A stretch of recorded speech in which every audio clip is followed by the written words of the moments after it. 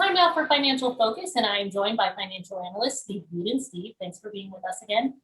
Good morning. Now, as we're seeing the economy get back on track, Nevada is opening up just like the rest of the country very slowly. And one of the things that I noticed is that Americans are willing to take on debt. What is going on there?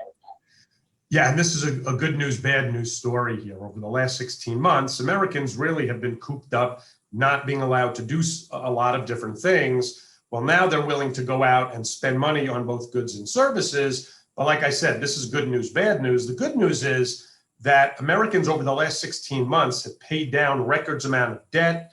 Their balance sheets are good. They're sitting on a lot of cash. Now, that's great if all of that cash gets put back into the economy and they spend on things. And Vegas is certainly one of the top vacation destinations, so we should reap some of those benefits. The thing that concerns me is when you see survey results saying that almost half of people are willing to take on debt to spend more money, which could lead to problems. Now, what problems are we going to see then? Well, we've been reporting, for months about record low interest rates. Mortgage rates are low, auto loan rates are low. Conversely, savings rates, interest rates you get on your CDs and savings is low. The one area that's still not low are credit card interest rates. The average credit card right now is about 16% interest. So for every $100 you charge up on a credit card and pay late, you'll accrue $16 worth of interest. It doesn't sound like a lot, but that adds up real quick, especially if your balance goes up. So then as the average consumer, how do I protect myself from falling into that debt? Right, and using debt is not necessarily bad. Using credit cards is not necessarily bad. Just be responsible.